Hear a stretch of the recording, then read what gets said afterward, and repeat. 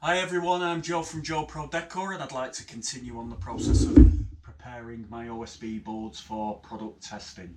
So I just want to show you the boards. Phase 3 was the last phase, guys, and basically what we did was we primed them with an acrylic primer and let that go dry, obviously. But what we've done is now, before coming onto the video, I obviously don't want to waffle too much, is I've sanded the OSB boards back on this particular one. That's why it's patchy, because of all the raised timber after applying the acrylic undercoat. So I'm going to get rid of this, guys. This one's already done. So what I want to do is show you the next process. So obviously I want these super smooth for applying oil-based undercoat and oil-based gloss. So at the moment it's very rough to the touch, very rough. So firstly it would need denibbing, but there's a bit more to it than that because I want them super smooth. So what I'm going to use is the trusty old Mercaderos sander. I'm going to get that out again and I'm going to use a 120 grit, and what I'm going to do is I'm going to sand back until I'm happy with the smoothness, and then it will need refilling and repriming until they're super smooth, and then obviously the oil-based undercoat can then go on, and then the oil-based gloss. So for all you that have jumped straight onto this video, I've started the process at the very beginning, which is obviously phase 1, and we're up to, this is a phase 4 part of the video now that we're on.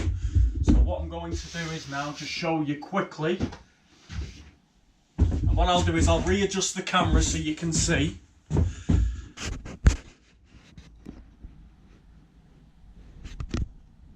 Exactly what I'm doing.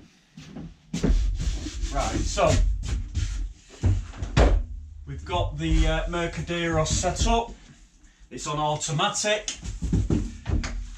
We've got the 120 grit Abranet pad on the Mercaderos, as so. And we will denib this surface.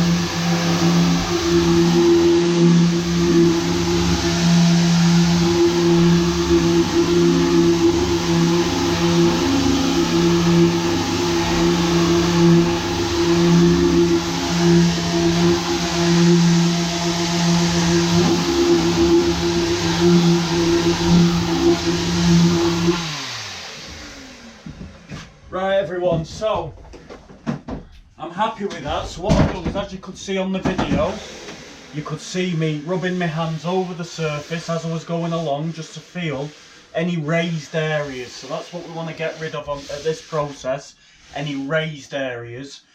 And the next process then is obviously filling in any little nicks, any little divots that are left over. So what we're going to be using for this today is, what I'll do is I will readjust the camera for you.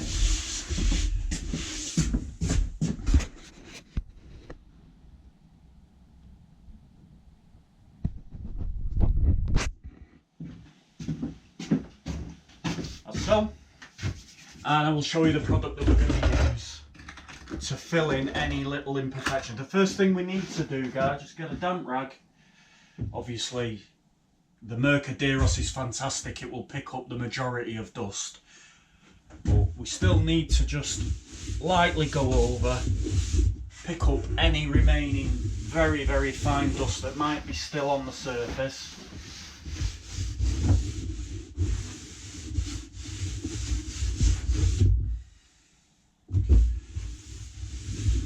We don't want any contamination on there because obviously the filler won't stick properly.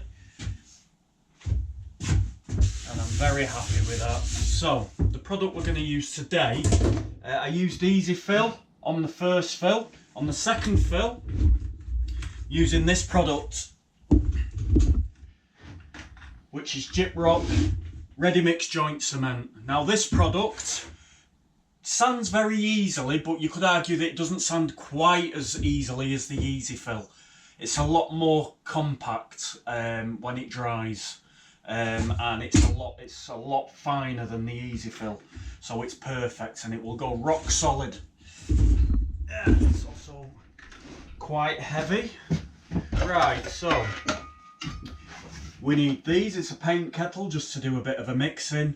I've got my corking tool, which I'm going to smooth it off with, and obviously a filling knife. Difference between a filling knife obviously is that it's flexible. It's not a scraper, it's a filling knife. A scraper is solid. Right. What I want to do is I just want to scoop some gear out of the main tub and then work out of the smaller tub. So first of all, it's handy just to eyeball the board. So you've just got a rough idea where a lot of the imperfections lie. By raising it up like this against the light, I can clearly see where it needs it. And again, you don't have to worry about putting too much on at this stage. Obviously, what you don't want to do is put too little on. You've got to put more than you need because it's going to get sanded again. So you can sand it smooth. So what I'll do is I'll readjust the camera again.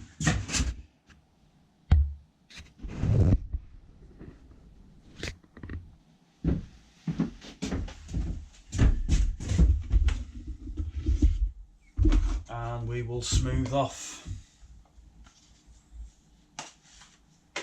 some gear. Now if you've watched the previous videos, you'll notice that I put the Easy Fill on in quite large quantities. We won't need as much of this stuff. So if I just scrape over as so, it will automatically find its way into the crevices.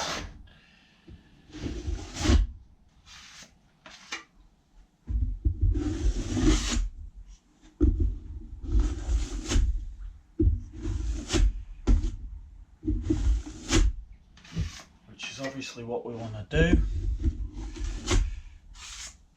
just got to make sure there's no dust on here because that will be obvious. I'm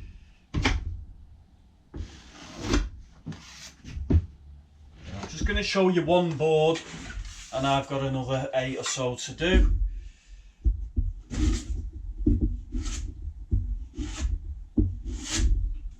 Difference between this and the Easy Fill is, as this is getting smoothed on, you can actually feel how it's not as pliable. So it's almost as though it's going off as you are smoothing it on.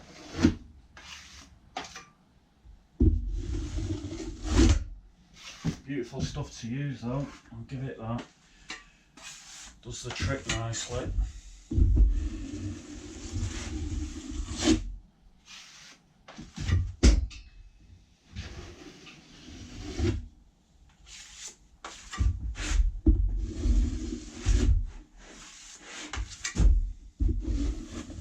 So with this stuff, basically, I think it just has less water content in it than what you'd have to do. I mean, because it's quite a loose mix, but To get this sort of loose mix on the easy fill, you'd have to add quite a bit of water to it.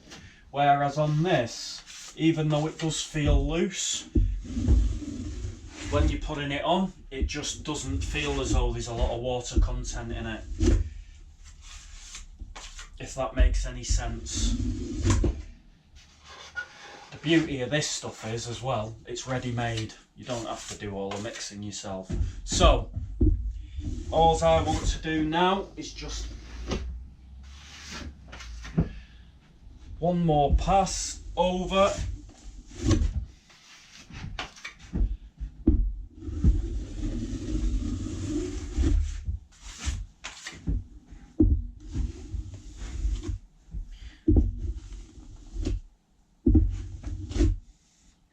And that's it, guys. You don't have to do any more than that. Now, he says,